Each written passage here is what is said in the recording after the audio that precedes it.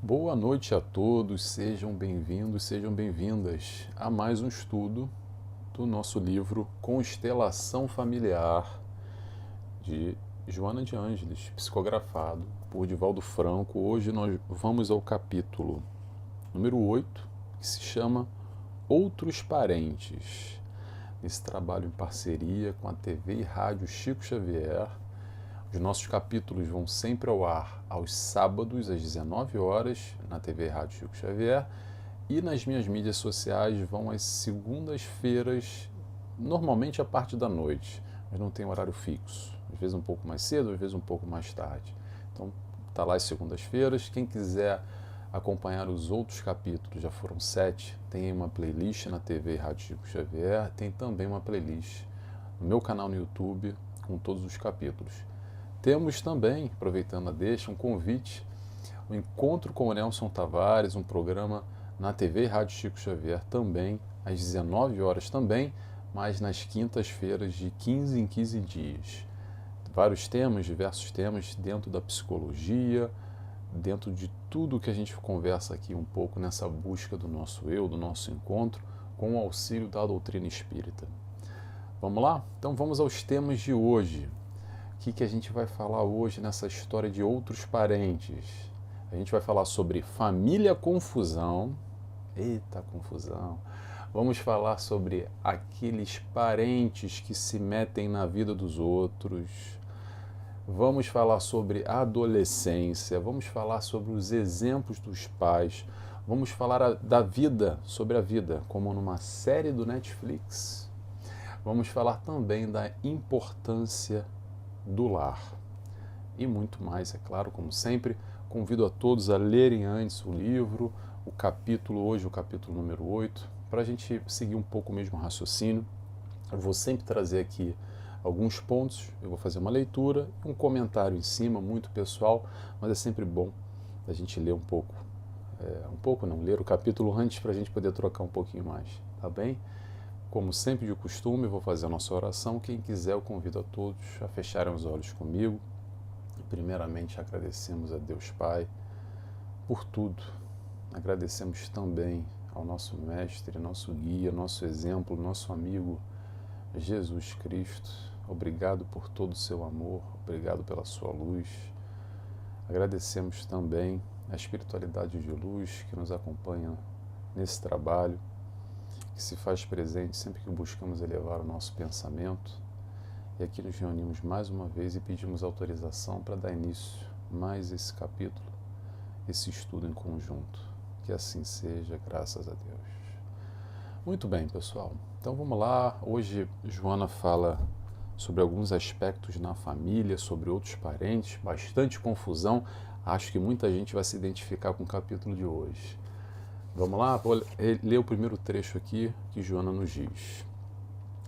No que diz respeito à parentela consanguínea, vale recordar a presença dos cunhados, dos primos de diferentes graus, de todos aqueles que, embora pertencentes a sucessivas gerações, procedem do mesmo grupo familiar. Quando alguns desses parentes residem no mesmo lar, agora que vem a questão, inevitavelmente ocorrem muitas discussões perturbadoras, atritos no relacionamento, opiniões desencontradas, exemplos nem sempre edificantes. Então, o que a gente tem em muitas famílias? A gente tem mamãe, papai, filho, filha, avô, avó, cunhado, primo, primo distante, primo mais chegado, todo mundo morando junto, tudo junto e misturado. E aí, sabe o que acontece? O couro come. Mas não é para comer, tá, gente? O couro não precisa necessariamente comer só porque a gente vive em família num espaço físico restrito.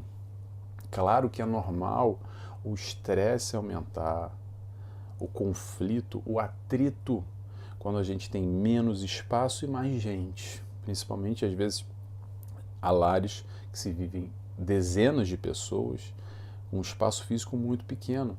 E é natural que aconteça mais atrito e mais estresse, porque somos humanos. e temos as nossas diferenças. E a partir do momento que a gente vai vivendo e vai convivendo, o atrito vai sendo realizado. Mas a briga não necessariamente precisa ocorrer. Na verdade, é o contrário. É através desses momentos de estresse que todos nós temos, buscar a não briga, ou buscar não brigar. Porque não é desculpa, tá bom, gente? Muita gente adora dar aquela desculpa de que, sabe o que acontece? É que minha casa tem muita gente, é muito estresse, então eu perco logo a linha, brigo logo todo mundo mesmo. Não precisa ser assim, tá bom? Viver sob estresse, sob pressão, é claro que é mais difícil do que quando está cada um no seu canto, tranquilo e sossegado, e só se encontra lá no fim de semana, uma vez por mês, para um almoço de família, fica ali algumas horinhas e costuma ter briga também, né? Mas menos de quando está todo mundo junto. Mas ainda assim, o importante a gente lembrar é que a gente pode buscar a nossa paz interior, mesmo no meio de uma guerra, mesmo no meio de um ambiente com muito conflito, com muito atrito e com muito estresse, com muita gritaria e com muita confusão.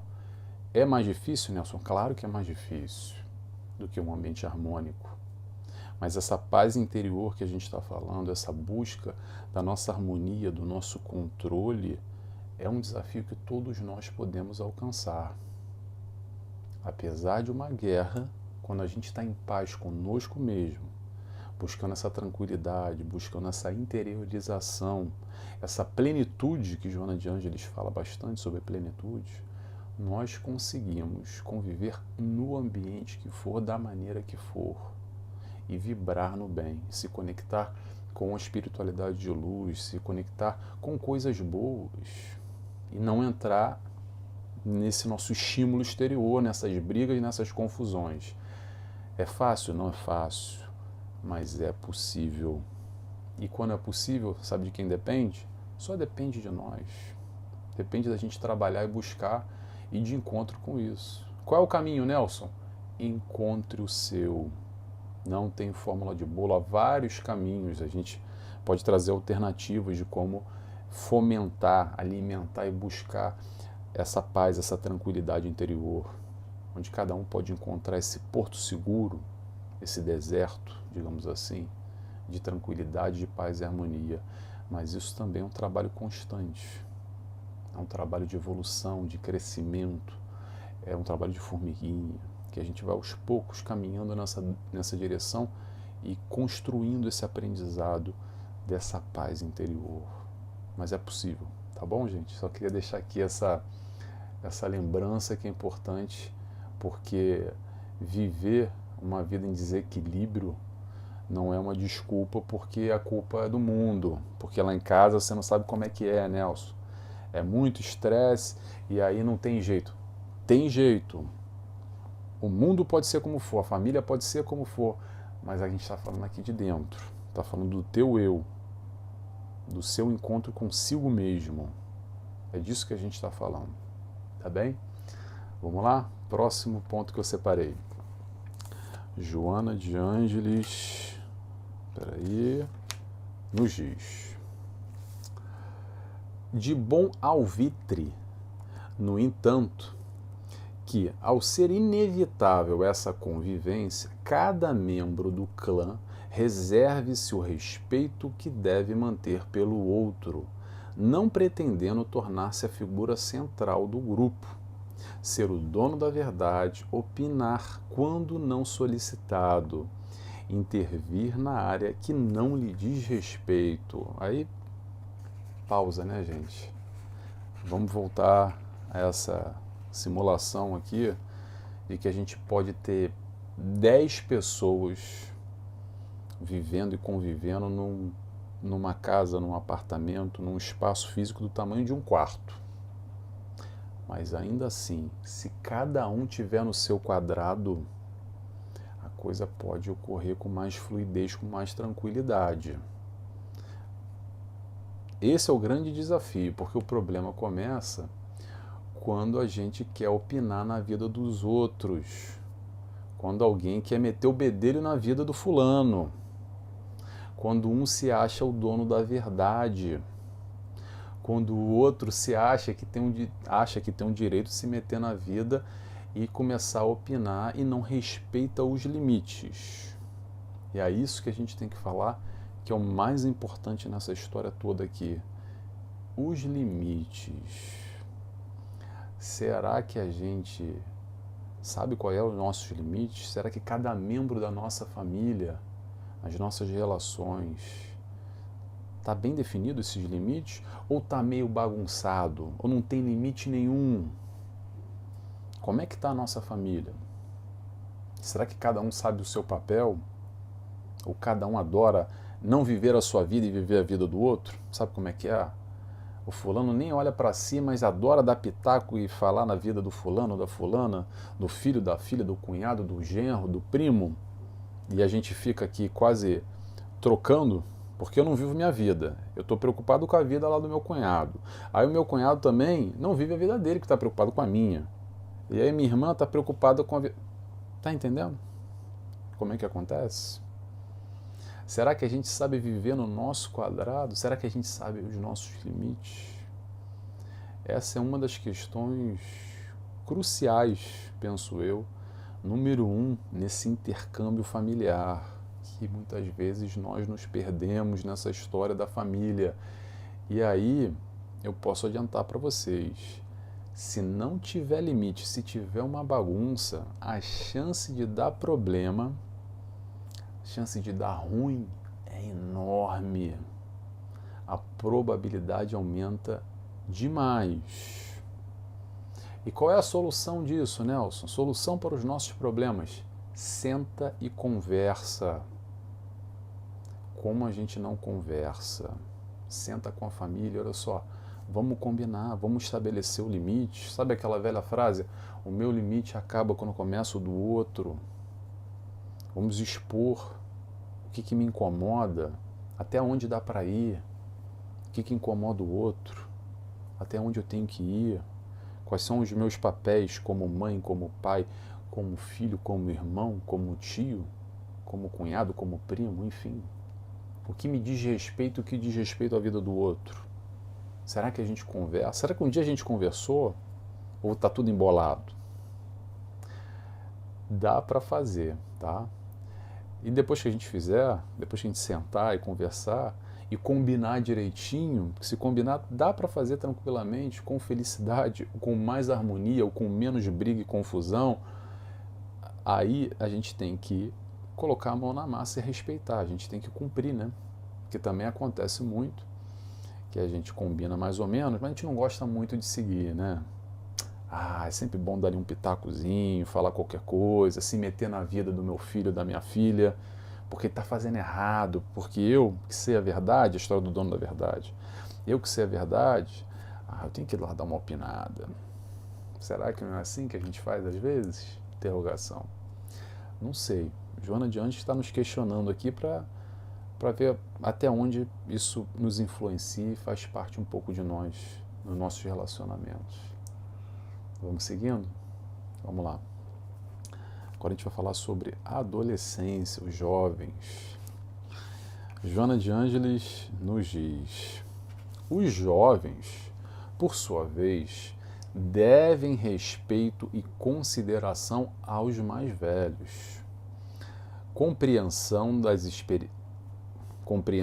experiências daqueles que chegaram antes e que se permitem a transferência dessas conquistas.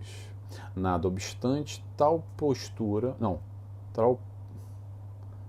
propositura, desculpa gente, Joana às vezes não estou acostumado com o vocabulário dela, você já sabe, né?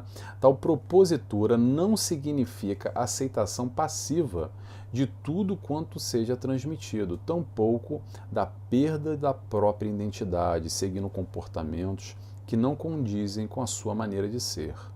Antes representa uma oportunidade saudável de treinar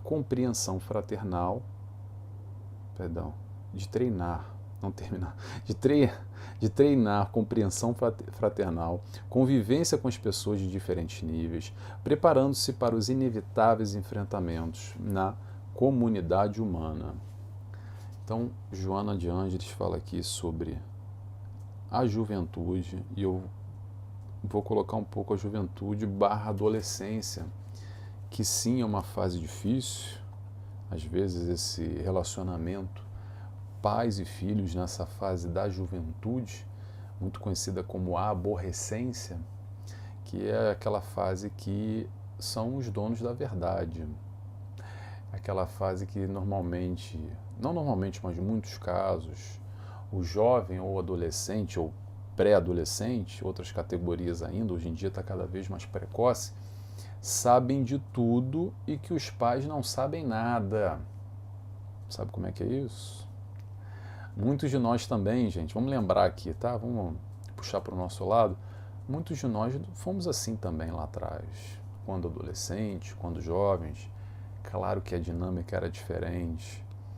O próprio relacionamento entre pais e filhos, antigamente, para muitos de nós, era diferente. A questão do respeito, principalmente o respeito que vinha com uma chinela na mão, sabe?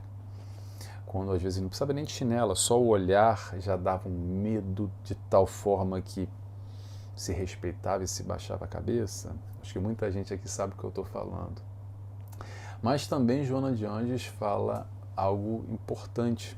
Aliás, fala algo importante não, ela dá aqui uma dica aos jovens falando da importância do respeito e a consideração aos mais velhos. É o convite, digamos assim, que o Joana de Ângeles faz aos jovens. Agora, também ressalta algo importante, que os jovens não devem aceitar passivamente ou baixar a cabeça para tudo e qualquer coisa, principalmente aquilo que eles já sabem que não é certo.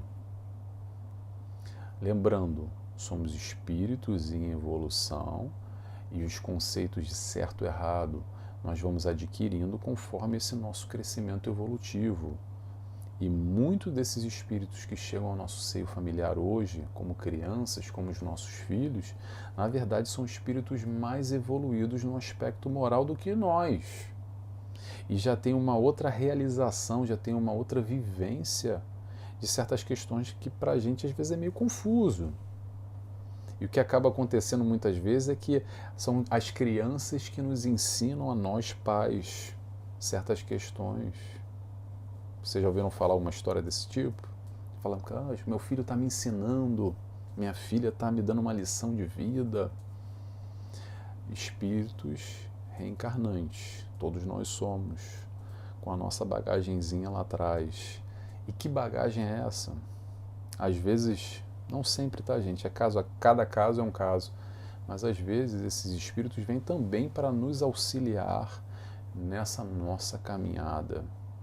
Então, o importante nessa história, nesse relacionamento pais e filhos, é principalmente a gente entender qual é o nosso papel de educador, de fornecer a melhor educação, os melhores valores, porque a gente não sabe quem veio dali, que pode ser um espírito mais evoluído ou menos evoluído também. Importante a gente fazer, enquanto pais, o nosso papel. Vamos seguir, que ela vai falar agora sobre os pais.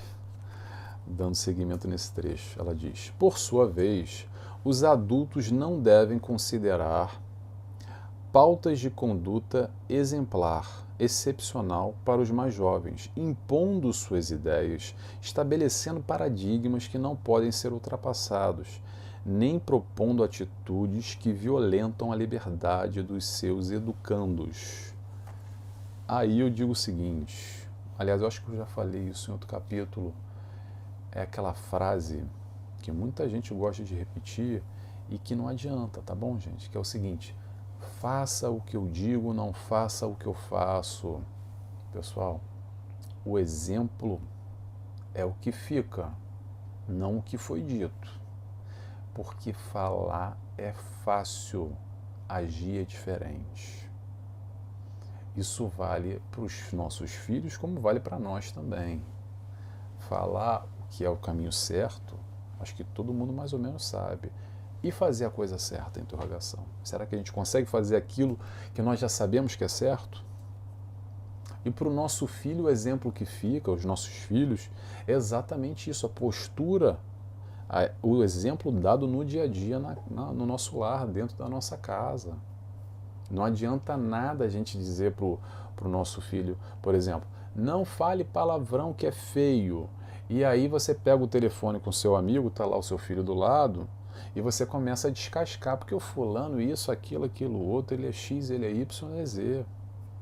O que adianta você dizer para ele não falar palavrão, por exemplo, se você está ali constantemente falando? O exemplo é o que fica, tá? E a questão da violência, gente, também Joana de Anjos coloca aqui, não precisa de violência, né? Eu acredito que a gente já está numa fase que a gente já evoluiu o suficiente, que a gente não precisa mais do velho, do antigo chinelo na mão, como muitos dos nossos pais fizeram. E nem violência física, e atenção, também não violência mental ou violência psicológica. Dá para fazer tudo na conversa. É claro que às vezes ainda muitos de nós recorremos àquilo que nós temos como aprendizado e nós replicamos. E quando eu falo aprendizado, nessa vida e não só, em outras, a questão do aspecto da violência em si. Agora, pessoal, vamos entender o seguinte: violência, num todo, está muito mais ligado ao primitivismo do que à luz, tá bom? A partir do momento que a gente vai crescendo, a gente vai compreendendo e tendo consciência a um outro nível, uma outra esfera, um outro nível de compreensão. E a gente percebe que violência não leva a nada. Pode levar naquele momento para a criança, para resolver ou tacar um balde de água naquela fogueira. Ponto. Mas a médio e longo prazo isso não ajuda em nada. Pelo contrário, pode resolver um problema e causar outro muito mais complexo, muito mais profundo. E quando eu falo, não é uma violência de você ir lá e bater e machucar fisicamente, mas é quando machuca a alma. É toda a relação de abuso, de violência, de agressividade, onde nós, adultos, impomos a um jovem a violência física, o castigo, como uma forma de educação. Ponto. Eu sei que isso é muito discutível, tem muita gente que não acredita e não concorda com isso, e não tem problema nenhum, tá bom, gente? Estou passando o que eu acredito, seguindo a linha de Joana de Ângeles, nos dizendo que violência não é a solução. Há outras soluções. Tá legal? Então vamos seguindo? Vamos lá. Aqui. Joana de Ângeles nos diz o seguinte: os educandos, naturalmente, repetem o que veem. Acabei de falar sobre isso. O que ouvem, Os educandos, naturalmente, repetem o que veem, o que ouvem, os comportamentos que mais lhes chamam a atenção. Como viviam em ambiente ruidoso, de discussões e de gritaria, tornam-se agressivos, insatisfeitos. Se convivem sobre ameaças e desordem, tornam-se medrosos e desordenados, deixando-se arrastar pelos conflitos que os atormentam, em face das imposições externas que os afligem.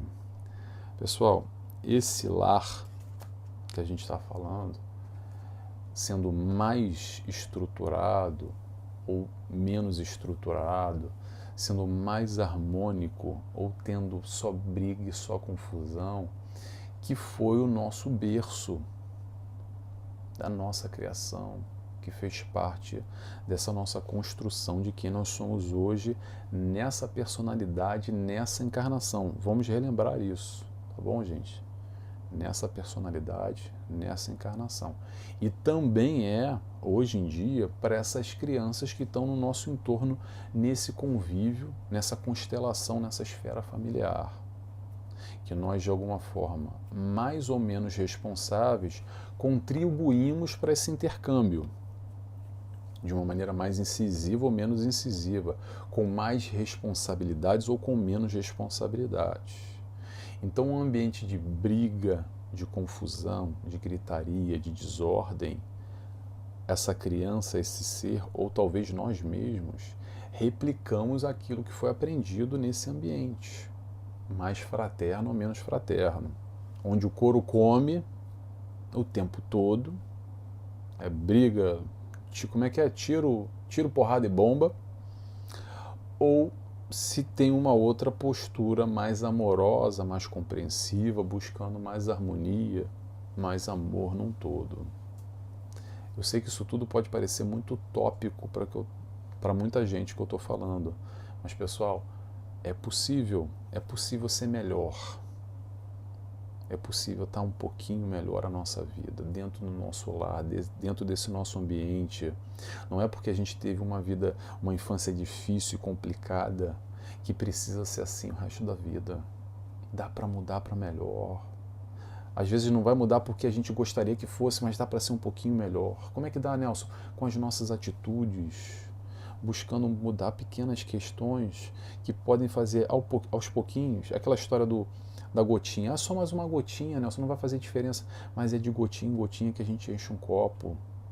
E de gotinha em gotinha, depois de um copo, a gente enche um balde. E assim a gente vai enchendo até virar um oceano. Eu sei que não depende 100% de nós, porque às vezes a gente vive numa família e nesse intercâmbio outras pessoas, outros espíritos ali encarnados, acabam nesse conflito e é um grande desafio, mas ainda assim a gente pode fazer a nossa parte. E se a gente fizer a nossa parte, vai melhorar um pouquinho, já vai mudar um pouco. Lembrando que... Peraí, gente, que eu me perdi aqui. Sobre o harmônico... Sim, lembrando que a questão da Netflix, eu estava me esquecendo. A questão da Netflix é o seguinte, eu gosto sempre de lembrar, a gente vai atualizando, né? Antigamente eu falava de uma outra maneira, só que a gente vai atualizando para ficar mais fácil a nossa compreensão. A nossa vida, essa vida aqui e agora, é como se fosse um capítulo de uma série da Netflix. Uma série onde já teve vários capítulos antes e vai ter vários capítulos para frente. E são várias temporadas. Então, esse capítulo, essa vida, faz parte desse momento, tem início, meio e fim, mas já tem muita coisa lá atrás que nos levou até esse capítulo hoje. E esse capítulo de hoje vai determinar muita coisa para os próximos capítulos também. Sabe que me fiz claro nessa analogia aqui, nessa brincadeira? É sempre bom a gente lembrar que sim, gente, olha só, essa vida passa rápido. Já já a gente já vai embora. A gente já chegou e já está indo embora. O que a gente veio fazer aqui? Qual o melhor que a gente pode fazer como coadjuvante, o ator dessa série da Netflix? Nesse capítulo agora, como esse capítulo pode ser importante ou ser só mais um capítulozinho daqueles que você nem lembra direito. Para quem vê a série da Netflix sabe o que eu estou falando. Tem uns capítulos chaves, que são muito importantes, muito significativos e que marcam muito. Sabe o que depende para marcar muito ou pouco? A nossa atitude, o nosso querer, a nossa vontade, as nossas escolhas. Tá bom? Vamos seguindo aqui que a gente já está quase no nosso horário. Para o último trecho que eu separei. Joana de Ângeles nos fala... aqui. Nos fala o seguinte. Ninguém renasce em uma consanguinidade, desculpa, gente, hoje está difícil. Ninguém renasce em uma consanguinidade por acaso, mas antes por necessidade imperiosa de ajustamento emocional, de renovação moral e de aquisição de experiências especiais. Seguindo. A escola do exemplo no lar é o mais eficiente estabelecimento para a formação do caráter e do desenvolvimento do espírito no seu processo de aprendizagem terrestre. Somente através das atitudes positivas, não pieguistas, é que o educando dá-se conta de que a Terra é um lugar excelente para viver, para desenvolver suas potencialidades, para conseguir a realização interior e ser feliz. Então, separei em 2 trechos aqui, vou fazer um breve comentário sobre a importância do lar para essa evolução enquanto espíritos que somos. E a Joana separou 3 trechinhos aqui, que ela fala sobre o ajustamento emocional, a renovação moral e a experiência. Principalmente lembrando, ou relembrando, que a gente fala sempre, ela vai falar muito, tá, gente, sobre nesse livro inteiro, que ninguém renasce por um acaso, mas antes por essas necessidades. E necessidade, pessoal, não dá para correr. Pode pendurar e deixar para a próxima encarnação, mas vai ter que vivenciar isso. Essas renovações morais, esses ajustamentos emocionais, essa convivência com esses seres da nossa família que não estão aí por acaso. Foge da tua família, mas já vai encontrar de novo. A espiritualidade de novo vai botar todo mundo juntinho. No próximo capítulo da Netflix, da nossa encarnação, no próximo, vai estar de novo. Querer correr agora é passar pano, é botar debaixo do tapete. Não tem fuga nenhuma no processo da vida, na vida como um todo, que eu quero dizer, nas nossas sucessivas encarnações. E aí eu ressaltei um ponto aqui que ela falou, já para a gente fechar agora, que eu quero lançar um questionamento para a gente fechar aqui hoje o nosso estudo, que ela fala que a Terra é um excelente lugar para se viver. E eu vou dar uma pausa para a gente pensar um pouquinho. Vou fazer um convite aqui para um raciocínio com vocês. Vou repetir de novo. A Terra é um excelente lugar para se viver. E aí eu pergunto a todos: o que vocês acham? De verdade. Não precisa me responder não. Responde para você agora. Você acha que a Terra é um excelente lugar para se viver? Você vê a Terra dessa maneira? Ou é tudo uma desgraça? Interrogação. O que vocês acham? Sabe aquela história do copo cheio ou copo vazio? O copo está lá e tem metade de água. Tem até um copo aqui, vou pegar para vocês. Tá meio sujo aqui que eu estava bebendo uma Pepsi agora, tá? Não era água. O copo está aqui, ó. Tá cheio até aqui, metade de água. Ele está cheio de metade de água ou ele está vazio porque já foi metade de água embora? Como é que a gente enxerga a vida? Sabe aquela história de que é para quem tem olhos de ver? Será que a gente tem olhos de ver? Interrogação. Será que a gente enxerga a vida e as suas belezas? Ou a gente só enxerga as coisas feias da vida? Porque, pessoal, atenção, não vou passar pano aqui nenhum e fingir que eu não estou vendo. Há muita coisa feia, muita coisa triste, há muita maldade. Claro que há. Eu sei que há. Não tenho dúvida nenhuma nisso. Mas eu também posso afirmar para vocês, há muita coisa boa, há muita felicidade, há muita coisa bonita. E aí eu faço o convite, em o que a gente está focando? No copo de água cheio ou no copo de água vazio? Isso só depende de nós. Isso é uma questão de foco. Foco é uma questão de escolha. Escolha é decisão. Decida o que você quer para a tua vida. Fica o convite, tá bom? Pessoal, vou encerrando por aqui. Foi mais uma vez uma felicidade estar com vocês. Espero que vocês tenham gostado do capítulo de hoje, do raciocínio, da reflexão. Palavra-chave: terra. Então, se você chegou até o final e gostou, eu peço a você, escreve para mim terra. Eu gosto de saber quem acompanha o capítulo. E é um pouco um feedback que eu tenho aqui também, para saber quem gosta e tal, trocando. Isso também me estimula de alguma forma, tá bom? Pessoal, vou fazer a oração e convido a todos, quem quiser. Antes. Vamos falar o próximo capítulo. O próximo capítulo é Os Vizinhos. Vizinho fofoqueiro.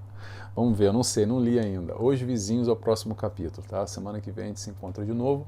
Vou fazer a oração agora, Quem quiser, claro, fecha os olhos comigo e agradecemos a Deus Pai, primeiramente. Agradecemos a Jesus, nosso mestre e guia, nosso exemplo maior, nosso amigo. Agradecemos a toda a espiritualidade de luz que nos cerca, em especial a mentora desse livro, a Joana de Ângeles, que nos escreve e compartilha conosco o tanto conhecimento que nos auxilia na nossa vida. Muito obrigado, Joana. E assim pedimos autorização para fechar mais esse estudo, agradecidos que estamos. Que assim seja, graças a Deus. É isso, pessoal. Até semana que vem. Tchau, tchau.